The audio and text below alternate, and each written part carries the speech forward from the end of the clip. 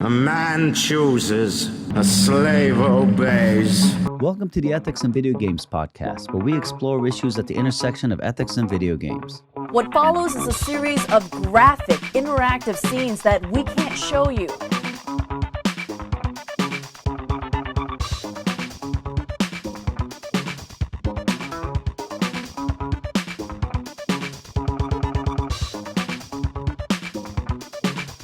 One of the most interesting things about excessive gaming, and whether we call it addiction or not, and we've talked about addiction a couple of times on the show, right? Mm-hmm. I admitted to my addiction to Civilization through several iterations. I've been playing a lot of Civilization lately with my son, as I've Nice. told you, Fun. and my wife is worried about it. In fact, we're about to switch games in part, so she'll stop worrying about it. Right. And I should tell you, to keep us on an even keel here, I should tell you how many days into Marvel Puzzle Quest I'm at now. 1402. 1,400 days of straight days of playing this game? Yes. Every day. For How the many last hours? Wow. Maybe over the course of a day, probably a full hour. But it's not all at once. Well, that's really interesting, right? So that's a habit. I don't know if that's an addiction, but if it is, it's managed pretty well, right? An hour a day is pretty damn good, right? And there's the game makes it super easy, to keep coming back, but also it also makes it easy not to spend the whole day there. Okay, and with a lot of games that is not easy, and that is not my experience. I feel like I've had to kind of battle my addictive tendencies when it comes to video games. Now, we've talked about video game addiction already. We talked about it with the tobacco episode where we compared video games to tobacco. I believe we talked about it with the manipulation part as well. What we want to talk about today is how differently nations like South Korea and China treat excessive gaming. So, right, parents all over the world worry to some degree, right, that excessive games are going to interfere with their kids' schoolwork, or that their kid is going to be addicted to video games. But as a social issue, it's not really on the radar in the U.S., right? You don't hear like President Biden talk about this issue, right? Right. Not at the same level. It's still being talked about within parenting issues, Yes. how much screen time are kids allowed? Exactly. And every parent I know, at least in our classrooms, has like set screen time, and they're very, very, very concerned about it. But it's not really. It's a parenting issue. It's not a social issue. Right. But President Xi of China does talk about excessive gaming, right? Right. Now, is it because parenting is such a private issue in America? I don't know if China is parenting in general a more public issue in China. Different cultures are different. Mm-hmm. Here we're talking specifically about China, and South Korea is the other one that we really want to be thinking about. Right. And they clearly view this differently. They view it as a social issue rather than as an issue that is personal and privately related to parents. And obviously there are cultural differences here that are kind of driving that, though they seem to be generally, there's a great variety of cultures all over the world. And in terms of how you think about personal and social responsibility, it's highly unusual, I think, where you only have two countries that look at an issue and decide to do it really differently than everybody else. Right. And I think this is what China and South Korea are doing. So that's what I wanted to us to think about today, right? Again, to why is President Xi concerned and not President Biden, right? Why do Americans view this as a private matter, right? And Chinese and Koreans view it as a matter of social responsibility. And who's kind of right here? Who's responsible? Right? Okay, so first of all, how big is this problem? Maybe one of the issues is that it's just bigger there than it is here, and that's why it's a bigger deal. Right? Okay. So the South Korean government estimates that about 10% of school children show signs of video game addiction. Okay, so signs of video game addiction is not video game addiction, right? But it's at least enough to worry people about it, right? The Chinese government in 2010 said that 10% of kids were internet addicts. When people do internet addicts, they combine video games and social media. As I understand it, girls tend to be more towards the social media part and boys more towards the video game part. But obviously, there's a lot of overlap between them. Sure. And in 2018, the Chinese government said that 18% of Chinese teenagers were at risk of becoming video game addicts. Now, notice at risk, and again, what does at risk mean, right? How at risk are they? The risk was much higher for kids who were left behind kids, where their parents went and worked in factories in the big cities. As you can imagine, if parents don't spend time with their kids, they'll play video games. Still, in 2019, you had this survey of 214 scholars who study video game addiction, and their consensus was that the number is only about 3% for most countries, right? And that you get a slightly higher population, so maybe 4 or 5% for Asian, for Asian countries, East Asian. That's still a ton of kids, though, right? That's like 1 out of every 20 kids. 1 out of 20 kids, right? I mean, that is 1 out of 5, right? Even if we go down to 3%. 3%. Right? So we're talking about like 1 out of every 33 kids. Right. That's still a lot of kids, right? That's 1 out of every classroom in a normal non-COVID American classroom year. Right. I mean, it's crazy when you I think when you total that number for the world, and it comes out to a higher degree than all drug addicts. Right. Which is incredible. I never would have kind of thought about it. I mean, look, I even though I've had issues with addictive behavior, until I started working on my book, I never really took it too seriously.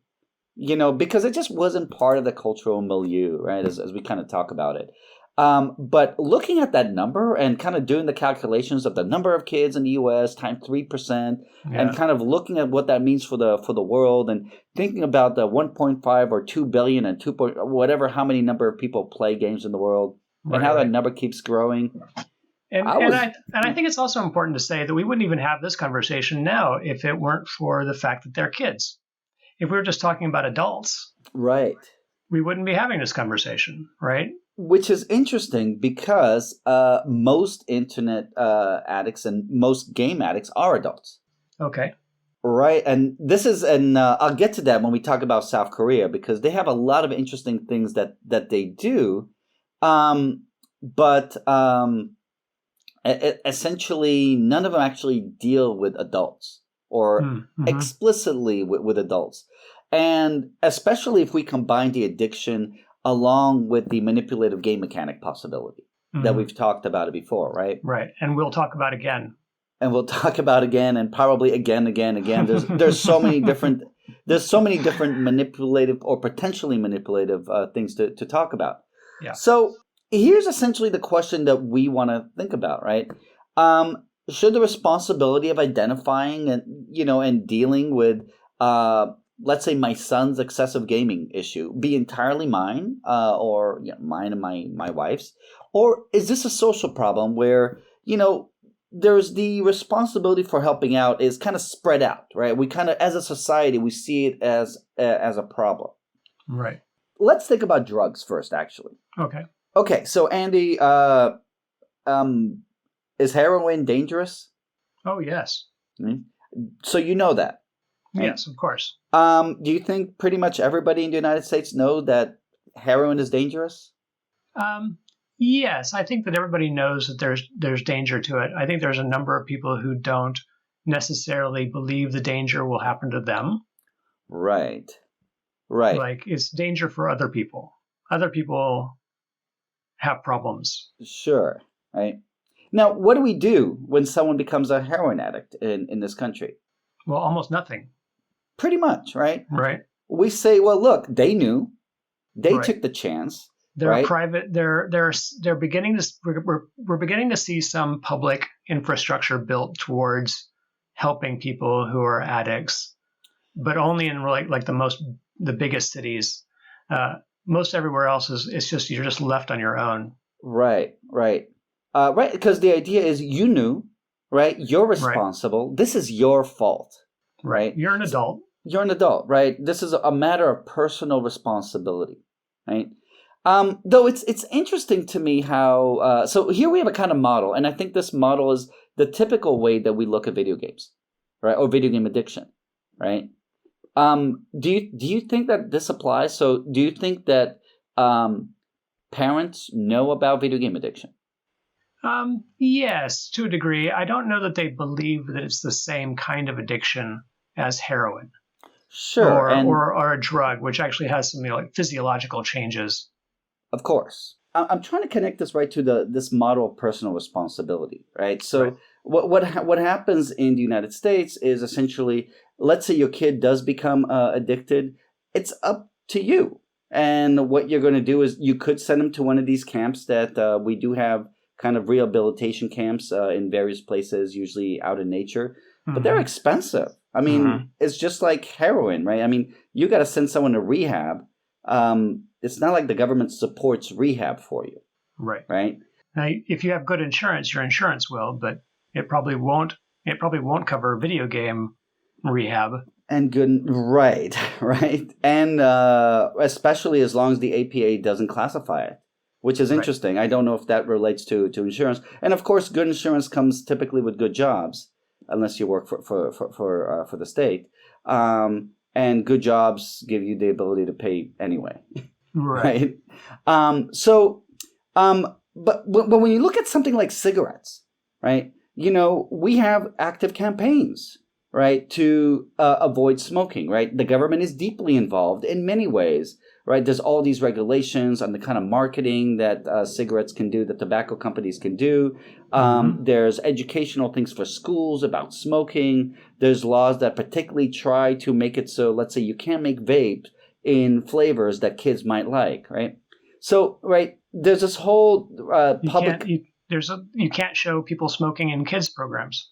Right. I mean, there's so many limitations, right? So why to stop that kind of addiction? But it's not like people don't know that cigarettes are addictive or cigarettes are bad. I mean, my son is 7 and he's very, very aware of this, Right. right? So why treat those two things differently? Well, one leads to specific and measurable harm: lung cancer, throat cancer, mouth Right. cancer, Right. all of these things. This is why it's literally our medical costs, which was what drove the U.S. government and the state governments to start putting limitations on cigarettes. So that's really interesting, right? Because notice, right, at that point, it becomes a social issue. Right. Right. A public issue, right? A public issue where you're looking at the impact of these personal decisions that people are making, right? People are deciding to smoke, but there's externalities to that, right? Externalities are costs that are not paid by, let's say, the customer or Right. the seller. And the externalities here are healthcare. Mhm. And, I remember when all the states sued the tobacco companies for That's right. healthcare, right? And I mean, there were in the many, many, many billions, because if you get sick from tobacco, as my dad is, there's a lot of care, and who pays for that? Other people, right? Because that's how insurance works, whether it's private or public. But what about heroin, right? So only now, when the opioid crisis gets to a certain point, some of us are realizing, oh yeah, wait, this happens as well with something like opium or meth, right? Mhm. There's a point where everything that happens to these people, because we share in insurance or because we share in healthcare systems that are Right. public, or because we believe people have a basic right to at least emergency care, we all end up paying for it. So Right. we need to kind of put some sort of public intervention on it. And it's kind of harder when it's something like addiction, right? As opposed where the harm is addiction, as opposed to cancer, where the harm is this other thing that has its own set of costs. Like generally the typical cost for addiction is not a cost per se. Like you might have costs for rehab and things like that, but the bigger cost is what you don't make. So it's opportunity costs, right? And opportunity costs are harder to see. Right. And it's interesting because if I was South Korea and I thought, wow, 10% of this generations of kids might be video game addicts, and that might mean that they might have a lot of trouble getting work, keeping work, getting ahead in life.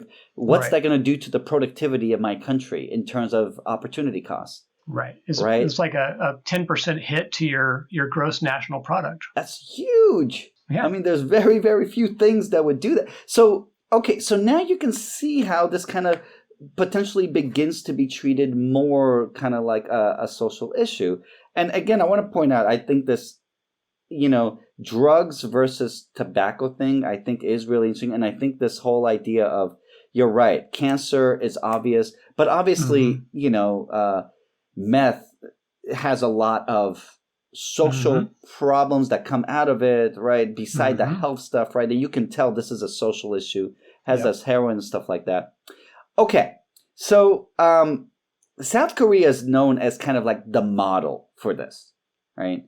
So here's what the South Korean government does, and it does a lot. So again, they view this as essentially a social responsibility, right? Which means that the entire kind of country is geared to deal with it. So they started creating internet addiction detox camps in 2005. So they've been at this for 16 years. There's over 200 of these in the country. So this is a country of 51 million. So they're less than 1/6 the size of the U.S. with 200 camps dedicated to this. I mean, that is a lot of camps, right? In 2018, a government survey concluded that almost 20% of the population, so almost 10 million people, are at risk of mostly internet game addiction. So now we're not just talking about kids, right? We're talking about adults as well, right? I mean, if they're saying almost 10 million people are at risk, and again, we don't know exactly what at risk means, we're thinking, wow, that's 20% of the population. What is this going to do to the country? This is a big deal. So they have 8 ministries from the government dealing with this. They have the Ministry of Science, ICT, something I don't know what that means, and future planning. They provide oversight and strategic development of national response to excessive gaming. So this national response, right? They have the Ministry of Culture, Sports, and Tourism, oversees internet gaming intervention programs, such as awareness campaigns, literacy and training programs, and even hospital care. Though hospital care is kind of, I don't know how you get from internet addiction to hospital care, but okay, I'm assuming it's a thing because they do it, right? They have the Ministry of Gender Equality and Family. It focuses on youth protection. It establishes youth counseling centers, right, that are specifically for therapists to talk to kids about game addiction, and residential schools for short-term care. So there's schools, but they're schools specifically made for gaming addiction, right? And you go them and then you go back to your own school, right? The Ministry of Health and Welfare does medical research, specifically medical research on addiction, on game addiction, right? They develop treatment models, and they oversee the 200 plus clinics nationwide. The Ministry of Education oversees school-based prevention projects, right? So this is very much a part of the school. And as I understand it, the teacher is supposed to look out for signs of game addiction and internet addiction. But again, it's, game addiction is the lion's share of the internet addiction issue. And God knows what they're actually looking for. Right. Well, they're trained. So, right. But what? To do what? Exactly. And mind you, right, so this training is going to come from above, right, where they're looking for treatment modality, they're doing research for signs of this, and they're doing training for schools to do this, and therapists work with schools, with schools on this. The parents are trained to look for signs of game addiction, to report it to the school. They have National Information Society Agency is in charge of internet abstinence rehabilitation camps. And if that wasn't enough, there's also public education campaigns, right? So all of this stuff outside of any sort of detail sounds super ominous. Well, it's interesting. When you say ominous, what do you mean here? The government asking parents to turn their kids into their schools? Well, for something rather undefined. I mean, that's what sounds ominous. Like, my kid is having trouble. Maybe he's an addict. Like, this sounds super abusive, potentially abusive. I don't see that at all. I mean, to me, it seems like, if you think your kid is having too much problem, let's say excessively gaming or having pathological gaming, and if you have let's say your child plays video games an hour a day, but he's also become willful and he won't do what you tell him to do, and he won't. Right. And you've had enough. You've reached the end of your tether with your kid because he won't do what you say, and there's an opportunity for you to foist him off onto the school. Right. And you can say, you know what? If you don't do what I say, I'm going to turn you into the school for your game addiction.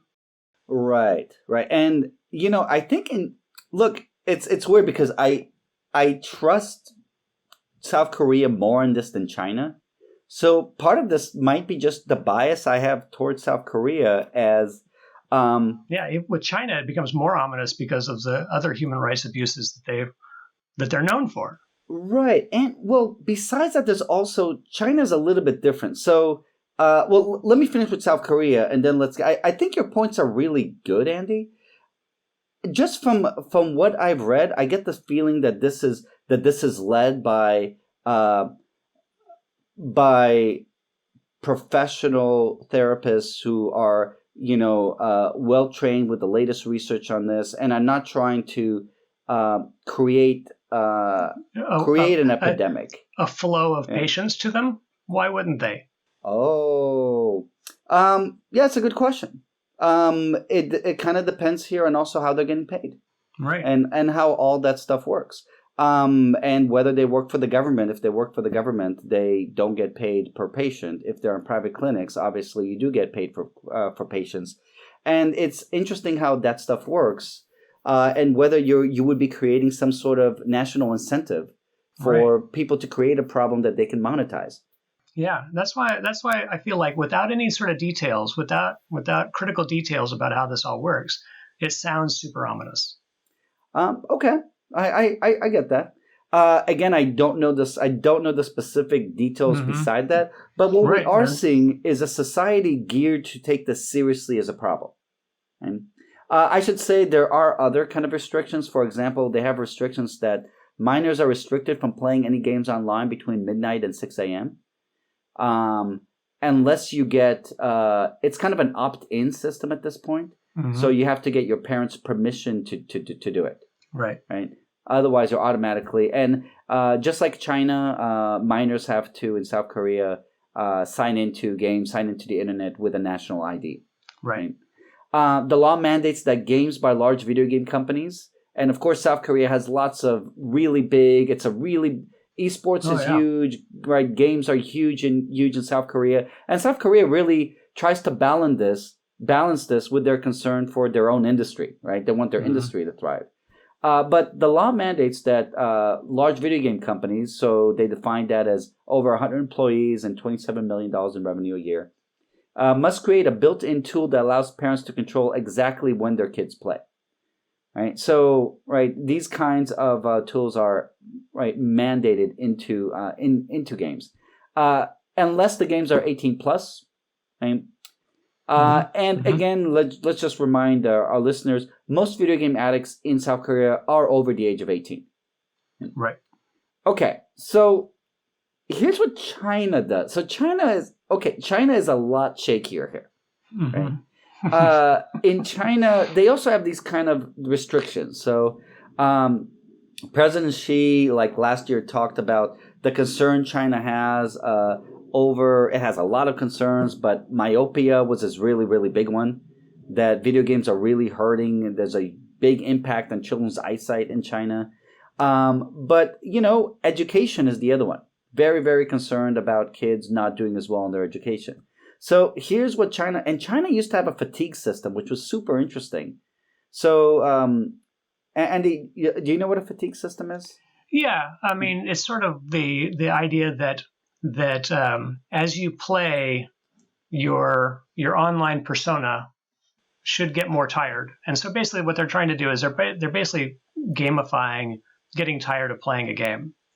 And so your experience drops off after a time. After a certain amount of time, whatever gains you're gaining from the system, whether it's experience or money or whatever, your rewards start to taper off, and they taper down to nothing when they really want you to stop playing.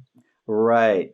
I think it's a super interesting idea, right? It's a system of disincentives, right? Mm-hmm. So they're not saying you can't play. They're saying, hey, look, we're gonna make it harder for you to play, right? Right. Which means that they kind of don't understand the difference between an intrinsic reward and an extrinsic reward. Do you want to explain that? Yeah. So an intrinsic reward is the reward you feel for doing the thing because you love to do the thing. Right. An extrinsic reward is the thing that you get for having done the thing.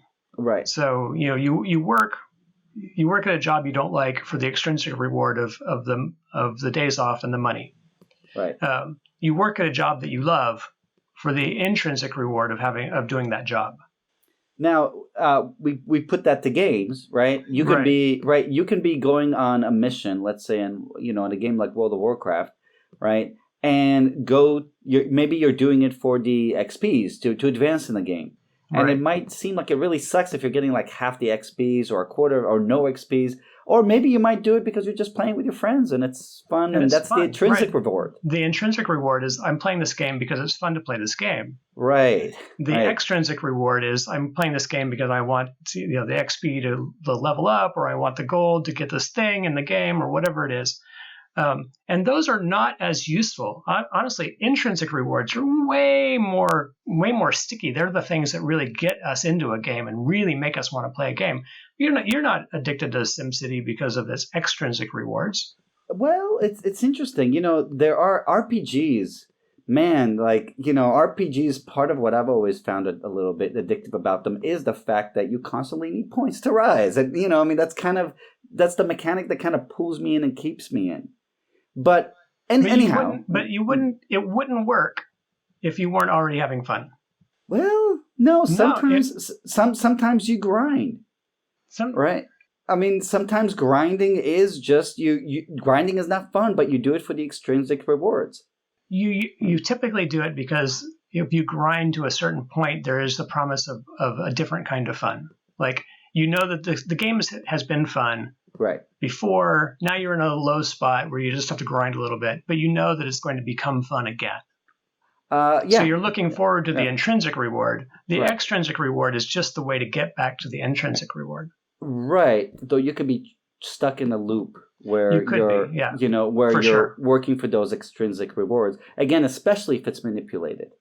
But but what China did, that was great. Really, really good point about the reward thing. But what China did was they got rid of it recently, right? So they had that for a while, and what they have now is minors have to sign up for online gaming account using the real names and ID, right? Like South Korea. Minors under 12 are essentially restricted from playing for more than 1 hour. So, it's an hour a day is all you get. For 13 to 18-year-olds, it's a hard 3 hours, right? And you can't game from 10 p.m. to 8 a.m. if you're a minor. Mind you, I mean, I'm thinking about my friends' teenagers, and most of them, especially in the summer, they game through the night and they sleep most of the day. It's kind of interesting, and this includes the weekend. But they also have this kind of hard limit on how much money you can spend in a game, which I think is really depending how old you are. So how much money you can spend a month. There's no limit for adults, but if you're a minor, they put a limit on that, which is not really what we're talking about, but I just thought it was super interesting. Right, but it factors in because the reason that a game company might want you to become, the reason we want to make a game that you can't put down is because ultimately we're paying our shareholders, right? Right. That's the idea, right? So it's business. Right, and then we're back into manipulation. Okay, now besides this thing, right? Like South Korea, China does have these kinds of rehabilitation centers, but the Chinese government doesn't pay for them.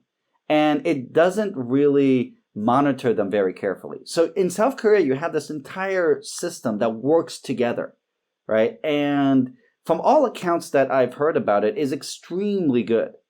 In China, what you have more is military-style boot camps, where they're going to, I don't want to say beat the addiction out of you, but they're going to work the addiction out of you, right? They're going to put, that's the whole boot camp mentality, right? Famously, there were many places that were doing electric shock therapy on teenagers who very often, parents did not really understand what they were doing. And just like you said earlier, right, we're thinking, yeah, my kid is just not studying hard enough. It's got to be the games. Let me put him into this place. Next thing you know, they're getting electroshock therapy, right. Which is dubious and illegal in China, though it can still sometimes be done, right? And I think several thousand kids in China have had this done to them. Right? So notice, right? There's this idea of taking kind of responsibility for it as a society, and there's the kind of practical aspect of how do you do that and do that well. Maybe this isn't. If I look at China, it's kind of interesting, right? The social responsibility part are these restrictions that they put. That's the social responsibility. The personal responsibility are these private boot camps. Yep. They're not supported by the government. That's the private sphere, and those are the ones where you get abused. And when I say not just the electroshock, but there's beatings going on there. There's things like that. They're not really regulated. Right? So in some sense, there's a lack of oversight because you kind of left it to the private market. Right. Yeah, and when you talk about the private market in China, you're skating a very thin line of what's private in a fully communist country. Well, they're not a fully communist country. They're a communist capitalist country, right? Where there's a big private market, and there's also state-run companies. And it's really China's super complicated. It's super complicated, right? Mm-hmm. And what the social rules there are is to trust the government to do stuff. Yes, though, and Chinese trust their government a lot more than, let's say, Americans, most Westerners trust their government. Right, particularly Americans, right? Right, particularly Americans, right? Americans tend to be more mistrustful of their government than other countries to begin with. And right now, obviously, we're at the very, very low point, right? But you still have this kind of idea, and it's the idea I want to kind of think about, right? So when we're thinking about, things like tobacco, like hard drugs like heroin, and whether we think of them as a social or personal problem, how should we think about excessive gaming? Right? Should we think about that as a personal or social problem? And there's nothing in between. Well, no, that's a great question, right? This is the false dilemma, right? There's lots of possibilities in between, right? So, I mean, in fact, the Chinese model is an in-between model, right? Compared to South Korea, right? There's no, this is a spectrum, right? If you could call it that. South Korea has sort of maximal intervention, though of course it's never maximal. You're always, right? You can always do more or less. China has, these particular things, but they don't do education in schools, and they don't do these, they don't pay a therapist. When you go to one of these clinics in the countryside, right? When you come back, there's a therapist you see as you're integrated back in school. Everything is paid for by the government. It's pretty amazing, right? Yeah. So typically the way that we handle and so I want to go back to kids as opposed to adults, because we tend to be more protective of kids, and we do more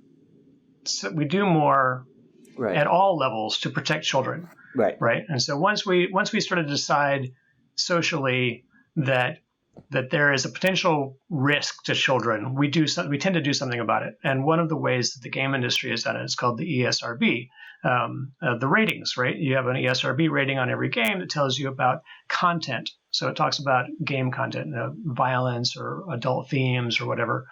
And it's similar to the MPAA, which rates movies, and similar, which are both sort of similar to what the old Comics Code Authority that sprung out of the paranoia that that people had about comic books in the 50s. Right. So this is old stuff. Though these are industry standards They're that industry are set standards. by the industry. They're not actually right. They're done to avoid government kind of oversight. Exactly. Right. Exactly. So it's the industry deciding to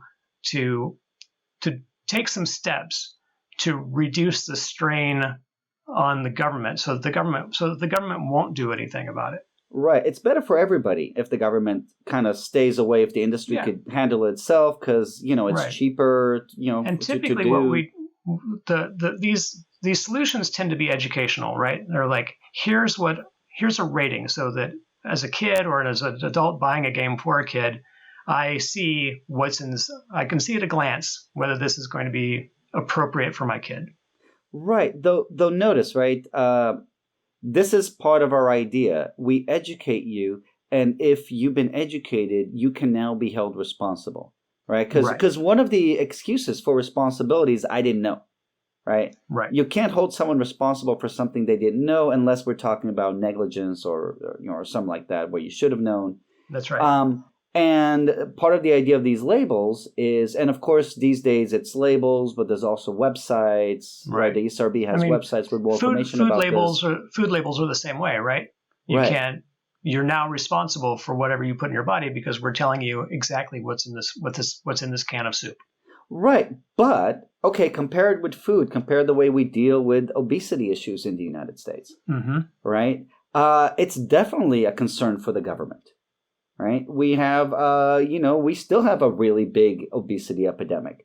Right. And one of the solutions for it was, hey, let's put, calorie numbers on everything.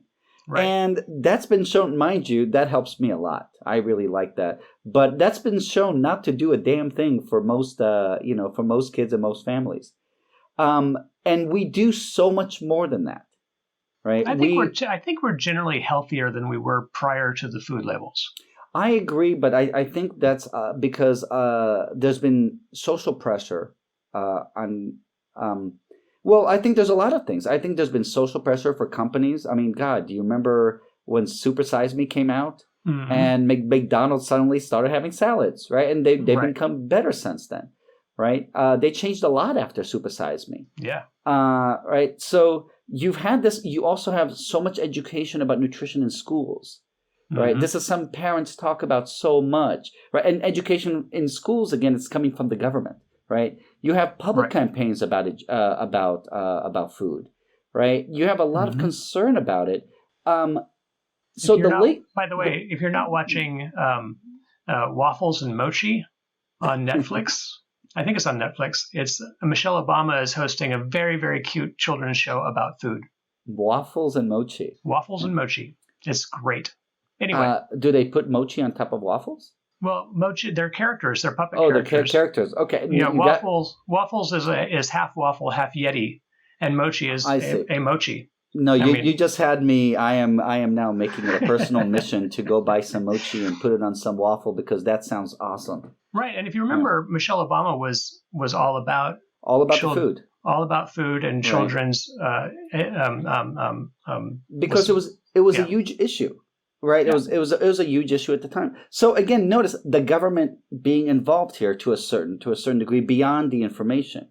Right? Now, mind you, we don't have labels for mechanics that might be said to lead to excessive gaming. Right. And some people have suggested things like this, especially, the whole loot box thing, has been a controversy where the suggestion is if you tell them that there are paid mechanics or there are chance mechanics, right? Or as what EA called them, surprise mechanics. People love being surprised, right? That would be enough. And a lot of the people who are worried about game addiction say, well, no, that's not enough. You have to talk about specific types of loot boxes or specific types of mechanics that may lead to addiction. And, and there's potentially lots of other things a government can do, right? The government can do what China did or what South Korea did.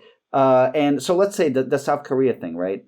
Force companies to allow parents the possibility of controlling how long kids can play.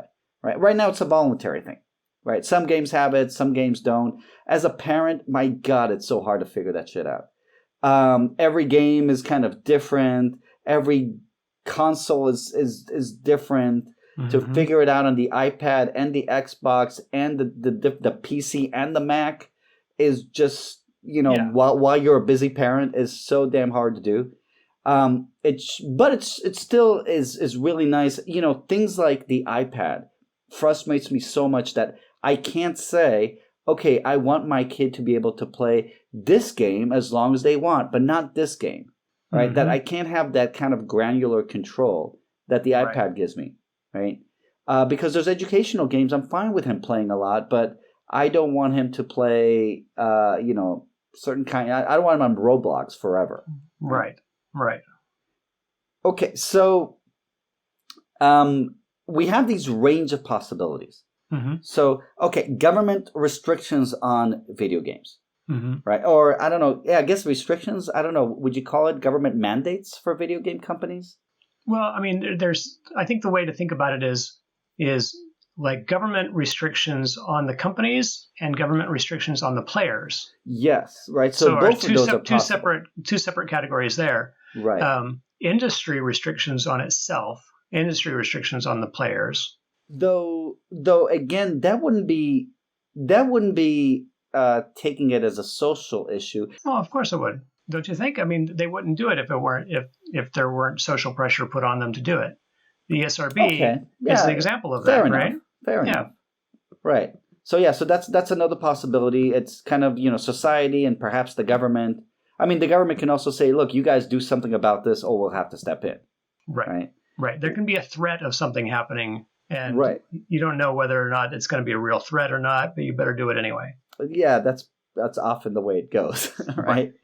And as we've seen maybe before when we talked about the relationship to tobacco, right? Often when the government steps in like this, there's the concern that the government doesn't understand what the hell it's doing, right? And this is, if you're a politician, you're just thinking there's an epidemic out there.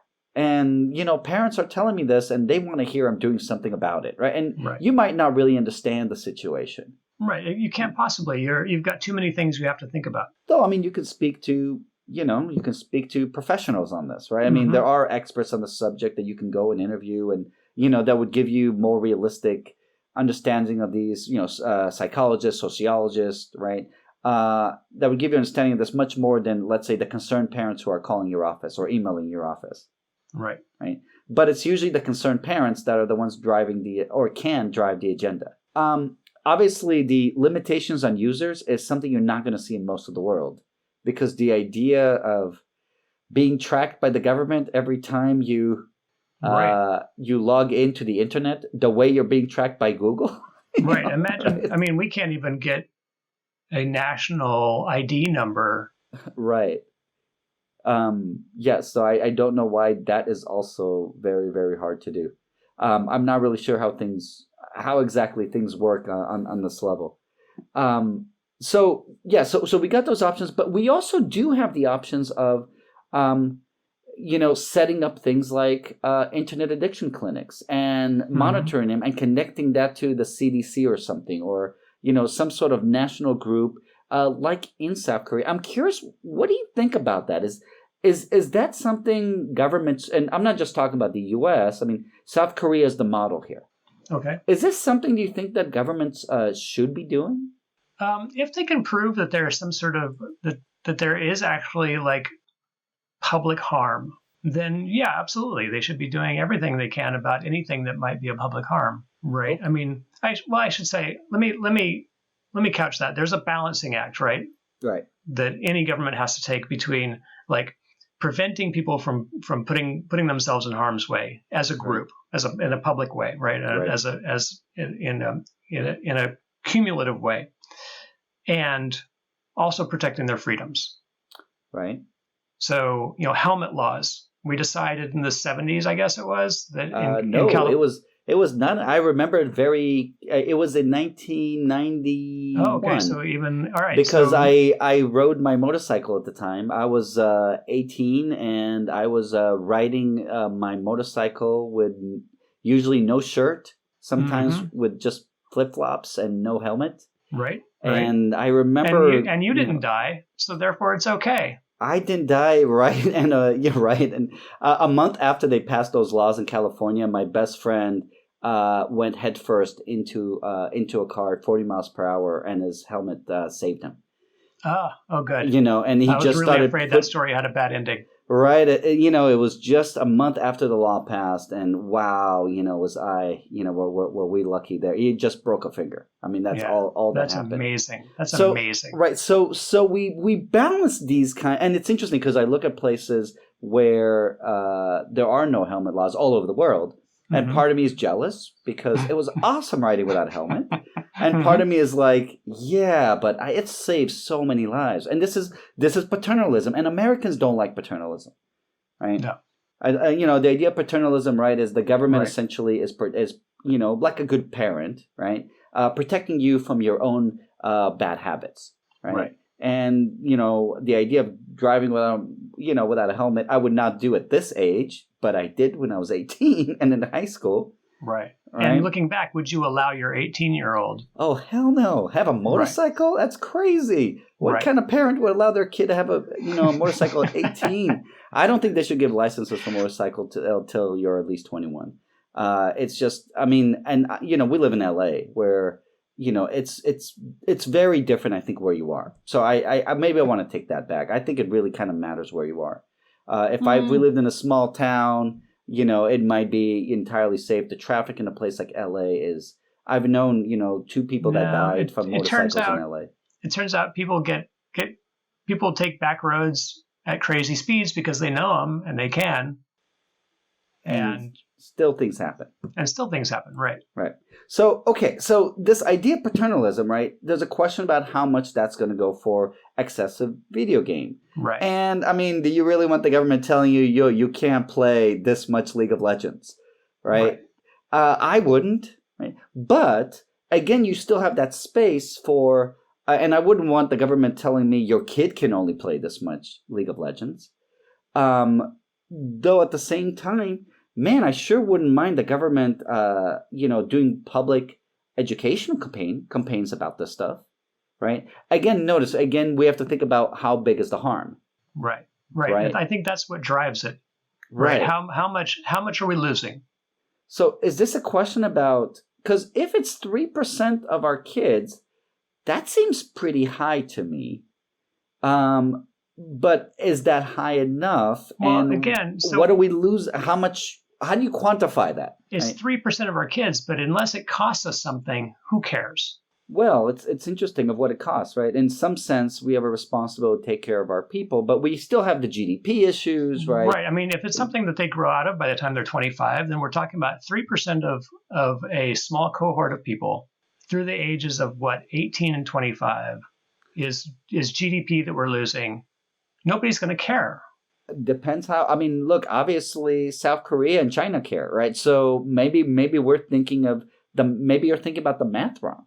Maybe we are talking about, and we again, just don't know, right? I think that's the big issue is that we just don't know, right? How if it is an addiction, if it is a pathology, how does it work? How do people come out of it? So I think there's actually quite a bit of knowledge about this topic at this point, right? But I think what we don't know is things like what exactly are the harms involved here and how serious they are. And it's not our job to, at some point we should have a psychologist that talks to us about all this kind of stuff. And I have someone in mind to invite. But, to have an economist who has studied this would be really interesting. You and I are not going to solve this, but we want to kind of raise the issues. Yeah. And talk about like why they're hard to quantify or why they're hard to wrap our heads around ethically. Right. And, and when you think of the other, so you have the part of, okay, here's the information. That's the educational aspect of it. And again, you can do it in school, right? It's hard for me. And again, we're doing this in the context of, as you said, video game companies having a motivation to create addicts out of players, right? And that context seems really, really important. And that's where the tobacco. But I will say that that's true of all media companies. If I'm a novelist, I want to write a book that you can't put down. Are there ways to do that? Yes, of course there are ways to do that. Right. The question really is going to be maybe how successful the medium is, or the company is at making that work. Right. My best friend doesn't watch TV shows because he can't stop himself from binging. Mm-hmm. So he only watches movies because they stop. Right. But that's super, super, super rare. Most people manage to binge TV shows and run their lives. They might get less sleep, but right. But and there's eventually a limit, right? You can be addicted to the game and keep playing and playing and playing and playing and playing, right? There's no end to it. And every kid in the world will, if you allow them to turn on the television and watch television, they will watch television all day. No, I think most of them will play games. Right. I think if you take that, right, because games have so much more to give in many ways. Okay. I think, right? But there's the other side of the coin, right? Now, let's say you've got the education, or you've got enough education, and you still get sick. So now we're kind of back to the heroin model, right? Mm-hmm. Right. So you knew that their heroin was addictive, and you thought you'd play with it anyway. And now you need to go to let's say a camp to detox from it. Right. But you want the government to pay your bill, which means you want us taxpayers to pay for your bill. So notice, right? So this is the kind of now, personally, I am for viewing all drug addiction as a kind of social, as a medical issue, as a social issue where you want to help people get back because people affect communities. And I don't think we're atoms that aren't interconnected with other people. But it's easy to understand this kind of personal responsibility argument and to say that it's wrong to make me pay for your mistakes. That's right. I'm barely making ends meet on my own. Why am I helping this guy who's been, But I mean, that's the old, what's the biblical story about the son who goes away and spends all the money and then comes back, and the other son who stayed there and was diligent, the prodigal son. And the moral of that story is, you welcome him back. You welcome him back with open arms. Well, even though he's gone and he's taken and he's spent all his money and he's come back groveling for help, you welcome him back. Well, you do that if it's your son. Do you do it if it's a stranger? Well, yes, that's the moral. The moral is it's there. He's your brother. He's your.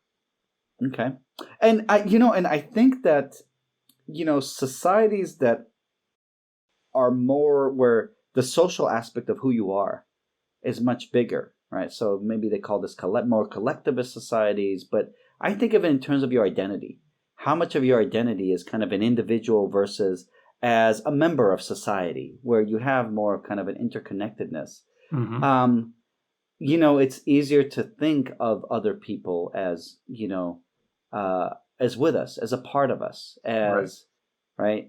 And religion tends to try to urge us to think that way. Right.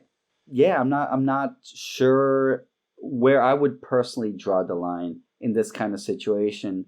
I always want to say, look, I'd love, here's a problem. I want the government involved in some way in helping us solve this big problem.